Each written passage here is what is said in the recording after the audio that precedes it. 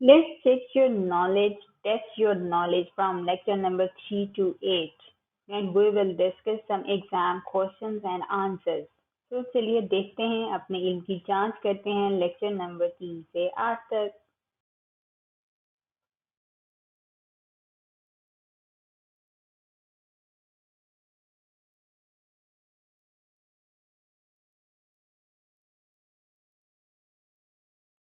First, test your knowledge through MCQs. Here are some MCQs for you, and you may answer the questions if you have listened the lectures carefully. Number 1. Forensic psychologists apply their knowledge across which of the domains?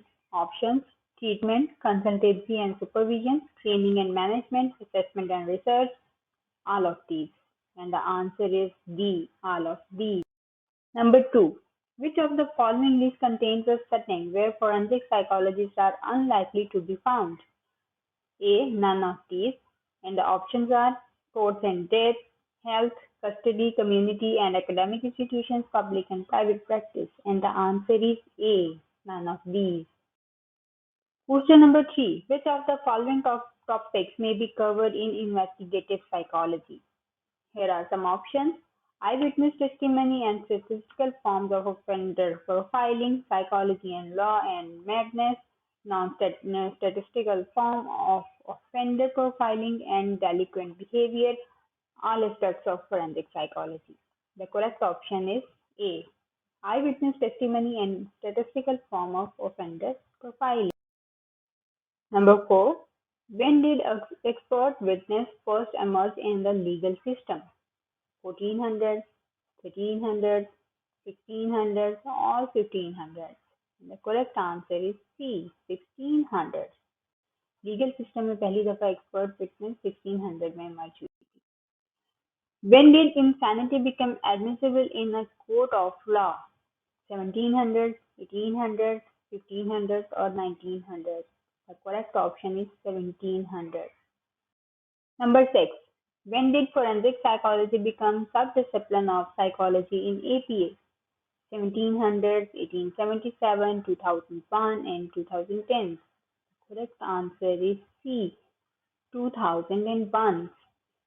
यहाँ से आप याद रखें कि आपने lecture number 3 से 8 तक जितनी भी डेट्स पढ़ी हैं, बुक पब्लिश हुई है, कोई बुक ऑन एयर गई है, या कोई आर्टिकल पब्लिश हुआ है, किसी ने कोई रिसर्च की है, कौन से साल में की है, कोई नया वर्क हुआ है, कोई साइकोलॉजिस्ट बना है, कोई प्रोफेशनल बना है, कोई फोरेंसिक साइकोलॉजिस्ट फर्स्ट टाइम बना है, किसी ने कोई टेस्ट डिटेक्ट किया है, उसमें जिस भी साल में किया है वो सारी इंफॉर्मेशन आपने याद रखनी है. इस तरह के क्वेश्चन से आपको ये आइडिया हो जाता है कि एग्जामिनर आपका जो टीचर है वो किस तरह के क्वेश्चन आपके लिए डेवलप करने वाला है. Number 7. Who established the first psychological laboratory? William James, William Wundt, Sigmund Freud, और विलियम मैस्ट्रम? The correct answer is William Wundt. अब यहाँ से बाकी सारे जो लोग इसमें लिखे हुए हैं जिनके नाम, आपने उनके वर्क भी याद कर लेने हैं, क्योंकि इनमें से किसी का भी ऑल्टरनेट होकर आपको आ सकता है. विलियम मैस्ट्रम के बारे में पूछ सकती हैं और उसी से रिलेटेड कोई स्टेटमेंट हो सकती है जिसका आंसर होगा विलियम मैस्ट्रम. तो आपने इन सारे बाकी जो नेम्स रिटन हैं इनकी वर्किंग को भी लर्न कर लेना है, एक दफा गो थ्रू कर लेना है उससे भी. Number 8. Which of the following terms was coined by Albert von Schenck-Notzing? Retrograde amnesia, interrogate amnesia, retroactive memory falsification, and proactive interference. The correct answer is retroactive memory falsification. When in Britain was the division of criminological and legal psychology formed? Here are the options: 1980, 1977, 1945, or 1958. And the answer is B, 1977. Number 10. Which of the following statements is correct? बहुत सारी statements हैं, इनमें से कौन सी statement correct है वो बतानी है. Number 8. Forensic psychologists do not need to be registered with any organization to practice. No, it's not so. Forensic psychologists must be registered with either the BPS or the HCPC. No. Forensic psychologists must be registered with the NHS. Never. Forensic psychologists must be registered with both the BPS and the HCPC. Yes, exactly. The answer is C. Sorry, D.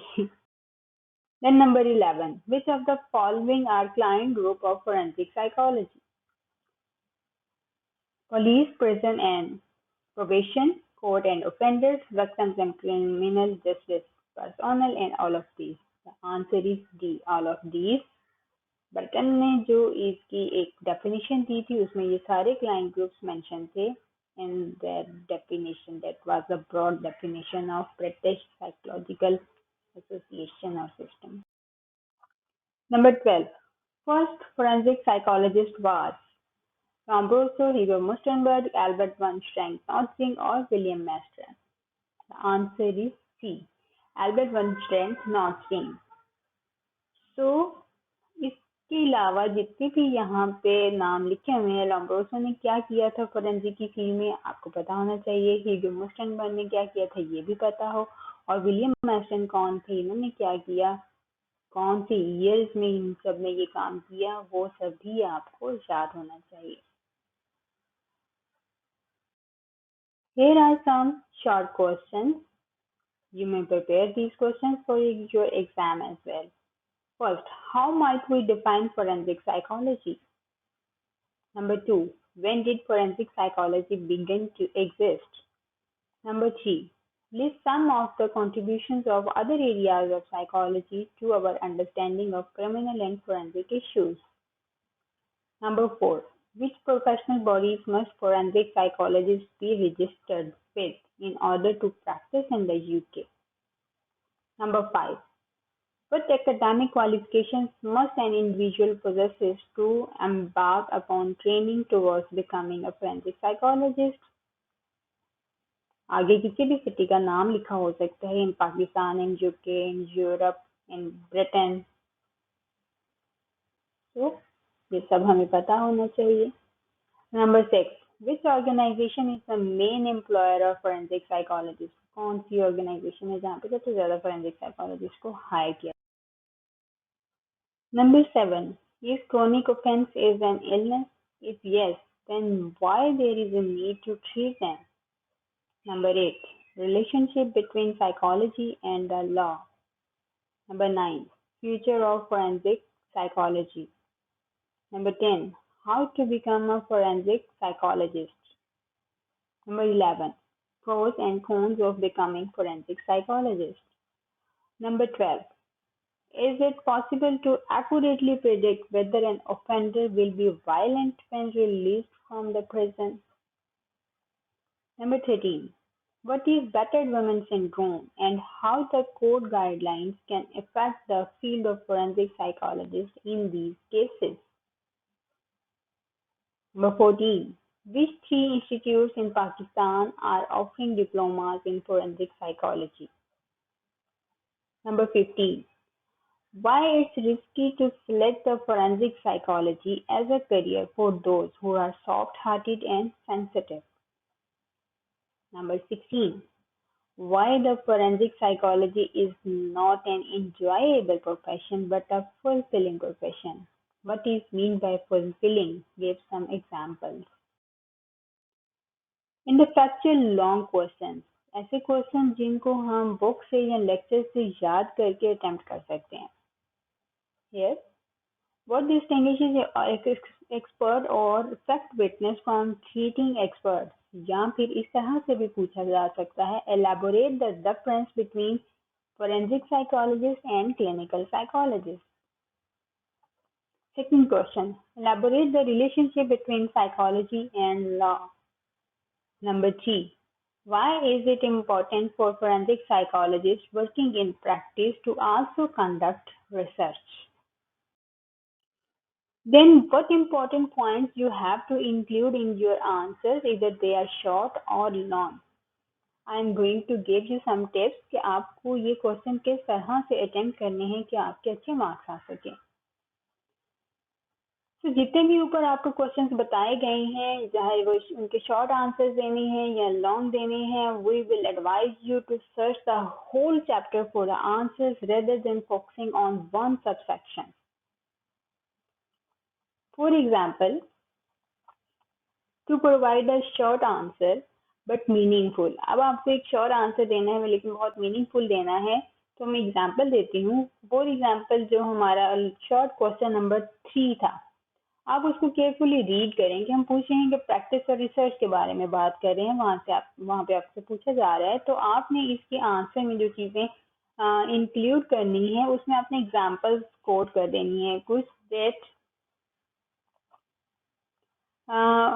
Date of our picture forensic psychologist, जो picture forensic psychologist थे, उन्होंने किस तरह से research की. And हम कुछ historical contents को भी इंक्लूड कर सकते हैं कि हिस्टोरिकल कॉन्टेक्स्ट में किस तरह से इस पर रिसर्च की गई, इसको एक्सप्लेन करने की कोशिश की, डिफरेंट इंडिविजुअल्स ने इस पर क्या काम किया और उसका फिर क्या इन्फ्लुएंस हुआ उनके प्रैक्टिस और उनकी फ्यूचर रिसर्च पे, या क्या क्या चीज़ें डिटेक्ट हुई और या उनकी रिसर्च से आजकल क्या हो रहा है, क्या चीज़ें न्यू इन्वेंट हो गई हैं. तो इस तरह से हम उस क्वेश्चन को आंसर कर सकते हैं. नेक्स्ट नेक्स्ट हमारे पास एक क्वेश्चन था, when did forensic psychology begin to exist. Short question था. अब इसका आंसर किस तरह से कर देंगे, इसके आंसर में आपको जो रिक्वायरमेंट्स हैं, that is the consider of number of factors. जितने भी फैक्टर्स थे आपने उन सबको कंसीडर करना है. That and may not result in straight forward answer. You may wish to consider, for example, how historically we have seen expert witness used in courts, how forensic issues and research were prominent in the development of modern psychology, and when forensic psychology became firmly established in its own right. Means direct answer देने के बजाय आप इस तरह की heading दे सकते हैं. सबसे पहले कि ये हिस्टोरिकली किस तरह से स्टार्ट हुआ. Historically, how historically we have seen the expert witness used in course. आप इसकी हेडिंग दे सकते हैं या इसमें से कोई कीवर्ड बना के इसकी हेडिंग दे दें और उसके बाद इससे रिलेटेड जितने भी आपके पास हिस्ट्री में इसके एविडेंस हैं वो सारे आप कोट कर दें. देन फोरेंसिक इश्यूज और रिसर्च की कब प्रोमिनेंट हुए और किस तरह से मॉडर्न साइकोलॉजी की डेवलप हुई, कब हुई, इससे रिलेटेड जितने पॉइंट्स हैं देन आप उन सबको कोट कर दें. और लास्ट में हम हेडिंग दे सकते हैं कि फोरेंसिक साइकोलॉजी किस तरह से फॉर्मली इस्टेब्लिश्ड हुई और किस तरह से इसको अपना राइट मिला. इससे रिलेटेड भी हम जितने भी इससे रिलेटेड एविडेंस हैं कि ब्रिटेन में कब अप्रूव हुआ और एपीए में कब अप्रूव हुआ और ये कब कैसे डिसिप्लिन सब डिसिप्लिन बना और इस सब डिसिप्लिन का क्या नाम है, इस तरह की चीज़ें फिर आप इस हेडिंग के अंदर कोट कर सकते हैं. Then your answer will be outstanding. Next question है, list some of the contributions of other areas of psychology to our understanding of criminal and forensic issues. अब यहाँ पर हम कह रहे हैं कि फोरेंसिक साइकोलॉजी जब से एग्जिस्ट करती है, जब से जनरल साइकोलॉजी एग्जिस्ट करती है, तो वो किस तरह से हम उनके थ्रू अंडरस्टैंड करते हैं क्रिमिनल या फोरेंसिक इश्यूज को. तो आपको इसका एक फुल प्रूफ आंसर प्रोवाइड करना है और आप इसके लिए अगर आपके चैप्टर में कहा गया है कि ये वाली चीज़ आप फलां चैप्टर में हम डिस्कस करेंगे, तो आप उसको फलां चैप्टर में जाके देख सकते हो कि उसमें वो क्या कह रहे हैं इस इशू के बारे में. तो आप अपने क्वेश्चन को एक अच्छा आउटस्टैंडिंग आंसर बना सकते हो आपके क्वेश्चन का. Then just like that, think back to these introductory chapters and lectures to give the short and long answer questions and consider how they relate to specific topics. इसी तरह से अगर हम लॉन्ग क्वेश्चंस की बात करें तो लॉन्ग क्वेश्चंस में आपको जो पहला क्वेश्चन है वो लेक्चर नंबर 4 में बहुत डिटेल में आपको समझाएगी उसको किस तरह से आप अटेम्प्ट करेंगे तो आपको एक अच्छे मार्क्स मिल सकते हैं. इसी तरह से बाकी सारे क्वेश्चंस भी आप अटेम्प्ट कर लेंगे. Then how you can make your answers outstanding. अगर आप अपने आंसर को बहुत अच्छा बनाना चाहते हैं that you get the highest marks in your question, then what you have to do, आपको किस चीज की जरूरत है? You will need to demonstrate an exceptional understanding of the link between theory and research. अगर आप चाहते हो कि आपका आंसर बहुत अच्छा हो तो थ्योरी और रिसर्च के दरमियान क्या कनेक्शन है, ये इसकी अंडरस्टैंडिंग बहुत अच्छी होनी चाहिए, क्योंकि एग्जामिनर चेक करना चाहता है कि आप चीज़ों को किस तरह से क्रिटिकली थिंक करते हैं और उनको किस तरह तरतीब से आप वो सारे एविडेंस जो हैं वो एक दूसरे के साथ लिंक करते हुए प्रोवाइड करते हैं। लिंक करते हुए मीन्स पहले आप एक एक डेफिनेशन देते हैं, फिर उसको एक्सप्लेन करते हैं, फिर उसी से लिंक होती है दूसरी हेडिंग, फिर उसी से तीसरी, चौथी, पांचवी, मीन्स एक दूसरे के साथ लिंक कर करके आप उसको बहुत तरतीब से चीज़ों को सेट कर लेते हैं। बिल्कुल इसी तरह जिस तरह से अगर हम अलमारी में बुक्स सेट कर रहे हैं तो पहले हम मोटी बुक्स और लंबी बुक्स रखेंगे जिनकी हाइट एंड विड्थ ज़्यादा है, देन कम करते करते करते, ठीक है। जिस तरह छोटे होते हैं हमें असेंबली में खड़ा करते थे ना कि छोटी हाइट के बच्चे आगे खड़े होंगे और जिनकी हाइट ज़्यादा है वो पीछे खड़े होंगे क्यू में। तो बिल्कुल इसी तरह से आपने अपने आंसर को देना होता है, प्रॉपर लिंक कर करके, मैपिंग करके या उनके टेबल्स बना के। तो इस तरह के आंसर चाहे आप किसी भी इंस्टीट्यूट में हैं, आपके एग्जामिनर को बहुत पसंद आते हैं and your answer will stand out. Now it's not important कि आपका क्वेश्चन एग्जाम में जो आएगा वो फैक्चुअली हो। फैक्चुअल मीन्स जो आपने बुक से देखा और उसको याद किया और ऐसे ही जाके लिख दिया। कंसेप्चुअल या प्रॉब्लम क्वेश्चंस भी हो सकते हैं आपके एग्जाम के। For example, here is a question for you. You have been invited to speak to psychology students at a seminar hall to promote a career in forensic psychology. Your slot will need to take up 30 minutes of a seminar. Provide a brief outline of your talk. You should remember to tell the students what a forensic psychologist is and how they could train for this career path. अब यहाँ पे आपको एक task दे दिया गया है कि आप साइकोलॉजी के स्टूडेंट को आप इनवाइट कर रहे हैं किसी सेमिनार हॉल में और आपने वहाँ पे फोरेंसिक साइकोलॉजी के करियर को प्रमोट करना है और आपके पास सिर्फ 30 मिनट्स हैं अपने स्लॉट में ये सारा काम करने के लिए। अब आपने इसमें क्या करना है, एक ब्रीफ टॉक करनी है, एक आउटलाइन देनी है फोरेंसिक साइकोलॉजी की या साइकोलॉजिस्ट की, और आपने याद रखना है स्टूडेंट्स को ये बताना कि फोरेंसिक साइकोलॉजिस्ट है क्या, फोरेंसिक साइकोलॉजी है क्या, और आप किस तरह से इसमें अपना करियर पाथ बना सकते हैं। तो ये सारा आपका टास्क है और 30 मिनट्स में आपने इसको कंप्लीट करना है। Now I am giving you some answer guidelines. अगर इस तरह का कंसेप्चुअल या प्रॉब्लम क्वेश्चन आ जाता है तो आपने उसको आंसर करना किस तरह से है। First of all, approach the question. Question को अप्रोच करना, उसको समझना, दैट इज वेरी इंपॉर्टेंट। ये समझें कि क्वेश्चन में आपसे पूछा क्या गया है। उसमें पूछा गया है कि आप एक ब्रीफ कॉम्प्रिहेंसिव समरी प्रोवाइड करें फोरेंसिक साइकोलॉजिस्ट की ड्यूटीज की, कि उनकी ड्यूटीज क्या होती हैं और फोरेंसिक साइकोलॉजिस्ट किस तरह से किन सेटिंग्स में काम करते हैं, उनका काम क्या होता है और इस प्रोफेशन के लिए कौन कौन सी क्वालिफिकेशंस रिक्वायर्ड होती हैं। तो इस क्वेश्चन को जब आप अप्रोच कर लेंगे, ये सारी चीज़ें समझ लेंगे, then you can easily set up the mind of to answer this question. Then important points to include, वो कौन से important points हैं जो आपको इसके आंसर में include करने हैं। आपका आंसर एक ब्रीफ इंट्रोडक्शन से स्टार्ट होगा। आप उस इंट्रोडक्शन की आउटलाइन प्रिपेयर करेंगे और फिर आप उसको डिस्कस करेंगे, उन सारी आउटलाइंस को। अब इसका मेन सेक्शन क्या है आपके आंसर का, कि आप बड़े सिस्टमेटिकली और कोहेरेंटली इसको डिस्कस करेंगे। सिस्टमेटिक मतलब तरतीब से।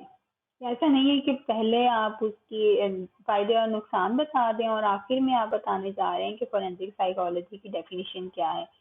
तो ये तो एक सिस्टमेटिक वे भी नहीं है और कोहेरेंट वे भी नहीं है। मतलब एक दूसरे से लिंक करे और हमें पता लगे कि आपकी चीज़ों को एडजस्ट करने की जो सलाहियत है वो बहुत अच्छी है। तो ये चीज़ फिर इस तरह से एग्जामिनर को समझ नहीं आती और आप अपने मार्क्स लॉस कर देते हो। तो सिस्टमेटिकली आपने बताना है पहले क्या है और आखिर में क्या है। बिल्कुल इसी तरह जिस तरह आप लेक्चर नंबर 3 से 8 तक जैसे आप सुन रहे हो, तो वो बड़े सिस्टमेटिक तरीके से आपको सारी चीज़ें बताई गई हैं कि किस किस तरह से क्या क्या होता है। तो बिल्कुल इसी तरह से आपने सिस्टमेटिकली इसको आंसर करना है, उसके रोल क्या हैं, उनकी ट्रेनिंग क्या होती हैं, और उसके साथ साथ आपको ये भी याद रखना है कि आप अपने आंसर करने के दौरान अपनी ऑडियंस को याद रखेंगे हमेशा। ऑडियंस को मुखातिब करके आप बात करें। फॉर एग्जांपल अगर मैं आपका आंसर पढ़ रही हूँ तो मुझे पता हो, मुझे पढ़ के ऐसा लगे कि आप बार बार मुझे मुखातिब कर रहे हो। जिस तरह बिल्कुल हम स्पीच करते हैं ना, dear teachers, dear principals and all other fellows, बिल्कुल इसी तरह से हमने इस क्वेश्चन के आंसर में ऑडियंस को याद रखना है। That is very important point.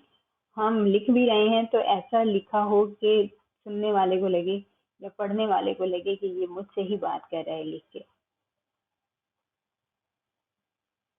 Then आपने ये याद रखना है कि आप जो भी अटेम्प्ट कर रहे हैं इसमें आप फोरेंसिक साइकोलॉजी के करियर को प्रमोट करना है। आपने ये चीज़ भी आपने याद रखनी है। किस तरह से प्रमोट करेंगे आप, किस तरह से अपनी ऑडियंस से बात करेंगे, आपको ये सारी चीज़ें आपके जहन में तरतीब देनी है आंसर लिखने से पहले। You may also like to plan for a question and answer session at the end of your talk. इसके अलावा जब आपका सेशन एंड हो जाए आप सारी चीज़ें बता दो, लोगों को कन्विंस कर लो about the session, about the forensic psychologist. Then end में आपको क्वेश्चन एंड आंसर का सेशन भी इंक्लूड करना चाहिए। That is also very good and impressive point of your answer. अब यहाँ पर अपने आंसर को आप स्टैंड आउट कैसे बनाएंगे? आपका आंसर इस तरह से हो, आपकी डिमॉन्स्ट्रेशन, आपकी समराइजेशन इस तरह से हो कि वो सारी इंफॉर्मेशन एक बड़ी कोहेरेंट वे में आप लोगों तक पहुंचा रहे हैं और बड़े एक्सेसिबल मैनर में दे रहे हैं। और इसके अलावा आप सारे ऑडियंस को भी बार बार इंटेंड कर रहे हैं, उनको भी बार बार आप बुला रहे हैं कि अब आप इस के बारे में बात करने वाले हैं या फिर आपकी इसके बारे में क्या राय है। तो इस तरह से हम कहीं भी अपने ऑडियंस को इन्वॉल्व कर सकते हैं अपने आंसर्स में। Then your answer will be stand out. अब यहाँ पर आपके पास एक आंसर गाइडलाइंस हैं कि कुछ स्टूडेंट्स इस क्वेश्चन का आंसर कुछ इस तरह से करते हैं जैसे आपके सामने लिखा हुआ है। I would start by explaining what forensic psychologist is, और ये किस तरह से इस्टेब्लिश हुआ, इसकी डेफिनेशंस क्या हैं, और फोरेंसिक साइकोलॉजिस्ट के स्टूडेंट्स क्या करते हैं, कैसे बनते हैं, किन फील्ड्स में काम करते हैं, किन के साथ काम करते हैं। तो फिर उनकी आउटलाइन, जो भी उनके रोल्स हैं लीगल सिस्टम में या सिविल सिस्टम में, उसके क्या रोल्स हैं वो सारे वो बता देते हैं कि किस तरह की सेटिंग्स में वो काम कर रहे हैं, उनकी स्टेजेस क्या हैं इस सारी क्वालिफिकेशन को कंप्लीट करने के लिए, और making it sound fun and exciting. For example, I would tell them about the BSc, the MSc and the supervised practice. I would then thank them for listening. मतलब अब आप यहाँ पे क्या करें, मैं ऐसा करूँगा, मैं वैसा करूँगा, या मैं उनको ये बताऊँगा या बताऊँगी। ये है पहला आंसर कि स्टूडेंट्स इस तरह से उसको आंसर करेंगे कि मैं ये सब करूँगी अगर मुझे इस तरह का टाइम स्लॉट मिलता है एक सेमिनार में फोरेंसिक साइकोलॉजिस्ट को के करियर को प्रमोट करने का, देन मैं इस तरह से करूँगी। अब आंसर फीडबैक। इस तरह का अगर आंसर आपके एग्जामिनर के पास जाता है तो वो आपको कितने मार्क्स देगा? Then suggested score 50 to 60% means अगर 10 मार्क्स का क्वेश्चन है तो 5 या 6 मार्क्स आएंगे आपके, इससे ज़्यादा नहीं आएंगे। Because this is a broad outline of a talk, but it is insufficient at this level. The writer needs to demonstrate understanding and knowledge, and as such, more information is needed. This is far too colloquial for the purpose of this assessment. The writer could also need to consider how they would time the sections of their talk. यहाँ पर आपको just demonstrate नहीं करनी है, बल्कि आपका जो भी नॉलेज है वो बहुत अच्छा होना चाहिए इसको लेके, ताकि आप उसको पर्पजफुली इस क्वेश्चन को असेस कर सको, उसका आंसर कर सको। इसके अलावा आपको अपने आंसर में टाइम की डिवीजन भी करनी चाहिए, ठीक है, आप कौन सा सेक्शन कितने टाइम पीरियड में डिमॉन्स्ट्रेट करने वाले हैं। तो अगर ऊपर वाला जैसे आपको क्वेश्चन का आंसर बताया, उस तरह के आंसर में आपको इससे ज़्यादा स्कोर नहीं मिलेंगे। अब एक और बच्चा है, वो इसी क्वेश्चन को आंसर करता है कुछ इस तरह से। सबसे पहले तो वो एग्जामिनर को बताते हैं कि मैं अपना आंसर किस तरह से देने वाला हूँ और मैं अपने प्रेजेंटेशन को किस तरह से स्टार्ट करूँगा। उसका स्ट्रक्चर मैंने नीचे दे दिया है और उसमें क्या क्या पॉइंट्स में एलैबोरेट करूँगा अपनी टॉक में, वो भी सारे दे दिए हैं। जो टेक्निकल टर्म्स यूज होंगी वो भी बता दी हैं, और मैं उनको एक्सप्लेन भी कर रहा हूँ in accessible way for young people. मतलब लोगों को एड्रेस करते हुए मैं इसको एक एक्सेसिबल वे में एक्सप्लेन भी करूँगा या करूँगी। अब वो अपने क्वेश्चन में हेडिंग दे देते हैं कि सबसे पहले मैं इंट्रोडक्शन करवाऊंगा 2 मिनट्स का इंट्रोडक्शन। अब इंट्रोडक्शन में उनका पॉइंट क्या इंक्लूड होगा, who am I, who I am and what I will talk about. मैं कौन हूँ और मैं किसके बारे में बात करने वाला हूँ। अब ये इसके नीचे जो भी वो किस तरह से लोगों को एड्रेस करते हुए खुद को एड्रेस करेंगे और किसके बारे में बात करने वाले हैं, उस सारे पैरा को वो यहाँ पे लिख देंगे। Then number 2, explanation of what forensic psychology is and is not. अब वो एक्सप्लेन करेंगे कि फोरेंसिक साइकोलॉजी क्या है और क्या नहीं है। इसके लिए वो 4 मिनट लेंगे लोगों को बताने में, और जो पॉइंट्स इंक्लूड करेंगे that these are application of psychological principles within criminal and civil legal context। Criminal और सिविल लीगल कॉन्टेक्स्ट का आपको पता होना चाहिए कि ये दोनों कौन से कॉन्टेक्स्ट हैं और वहाँ पे साइकोलॉजी के प्रिंसिपल्स की क्या एप्लीकेशंस हैं। नंबर 2, दूसरा पॉइंट वो ऐड करेंगे कि ये एफबीआई प्रोफाइलिंग नहीं है जिस तरह मूवीज और टीवी प्रोग्राम्स में दिखाया जाता है। इसके नीचे भी वो अपने इन सब हेडिंग्स के अंदर अपने पैराग्राफ को ऐड करेंगे ऑडियंस को मुखातिब करते हुए कि इसकी क्या एप्लीकेशंस हैं किस किस कॉन्टेक्स्ट में, और ये एफबीआई प्रोफाइलिंग क्यों नहीं है जिस तरह मूवीज एंड टीवी प्रोग्राम्स में दिखाया जाता है। और जो टीवी और मूवीज में दिखाया जाता है वो क्या होता है, क्या वो फोरेंसिक के दूसरे डिसिप्लिन होते हैं या फोरेंसिक साइकोलॉजी होती है। तो यहाँ पे वो फोरेंसिक के डिसिप्लिन को भी एलैबोरेट कर सकते हैं। थर्ड हेडिंग वो देंगे brief description of the duties perform by the forensic psychologist. वो कौन सी ड्यूटीज हैं जो फोरेंसिक साइकोलॉजिस्ट परफॉर्म करते हैं, इस सारे को वो एक्सप्लेन करेंगे 5 मिनट्स में। मीन्स अगर वो सेमिनार हॉल में खड़े हैं तो वो उसको 5 मिनट में एक्सप्लेन करने वाले हैं, इसकी डिस्क्रिप्शन देने वाले हैं। तो यहाँ पे वो जो पॉइंट ऐड करेंगे वो है forensic psychologist apply their skills across the domains of assessment, treatment, research, consultancy, training, management and supervision in criminal and civil settings. ये पॉइंट्स वो इस हेडिंग के अंदर इंक्लूड करेंगे और नीचे वो इलाबोरेट करेंगे कि अब इस पॉइंट को वो ऑडियंस को किस तरह से बताएंगे। वो सारा एक पैरा लिखेंगे जिसमें वो ऑडियंस को बता रहे हैं। Then number 4, types of people forensic psychologist work with. किस तरह के लोग होते हैं जिनके साथ फोरेंसिक साइकोलॉजिस्ट काम कर रहे होते हैं, इसके लिए वो 2 मिनट लेंगे। इसमें कौन सा पॉइंट इंक्लूड करेंगे, courts offenders, victims and criminal justice personnel such as the police, prison and probation officer. ये वो लोग हैं जिनके साथ ये लोग काम कर रहे होते हैं। इसको भी वो ऑडियंस को मुखातिब करते हुए इसको पैराग्राफ फॉर्म में लिखेंगे कि इसको वो लोगों को कैसे समझाएंगे या बताएंगे। Then number 5, brief description of where forensic psychologists work।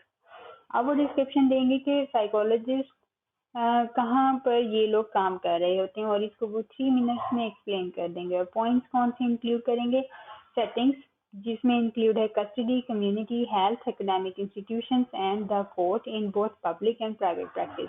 ये पॉइंट तो वो इंक्लूड कर देंगे, लेकिन नीचे इसका भी अगेन पैराग्राफ लिखेंगे कि वो इसको किस तरह से अपनी ऑडियंस को बताएंगे, और इसमें ऑलमोस्ट उनके 3 मिनट्स जाने चाहिए इसको बोलने में। अगर आप कुछ लिख रहे हैं तो उसके बोल के देखें कि क्या वो 3 मिनट्स के अंदर एलाबोरेट हो रहा है या नहीं हो रहा।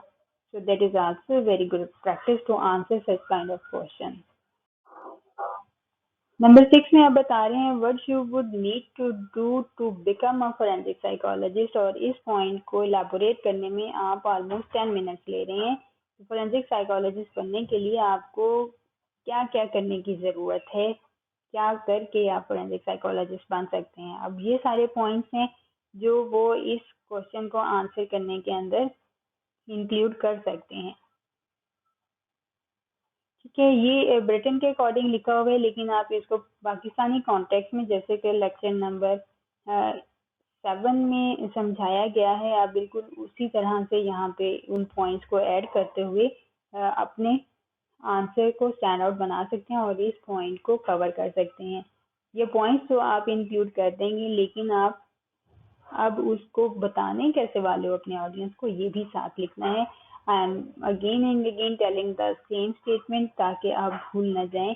ऑडियंस को मुखातिब में करना है आपने हर पॉइंट में। Then in the last heading you have to include the section of questions and answers, and you have to say thanks to all of your audience. इसके लिए आप 5 मिनट्स लेंगे, क्वेश्चंस क्रिएट कर लें जो आप अपने ऑडियंस से पूछेंगे, देन आप उसके एक्सपेक्टेड आंसर्स भी कोट कर लें। जिस तरह मैंने ऊपर 2 एक्सपेक्टेड आंसर्स कोट किए कि एक बच्चा इस तरह से आंसर करेगा, दूसरा इस तरह से। तो आप अपना क्वेश्चन क्रिएट करके उसके नीचे आंसर फीडबैक का पॉइंट ऐड करके आप लिख सकते हो कि ये क्वेश्चन मैंने पूछा और इसकी मुझे ये फीडबैक्स मिली।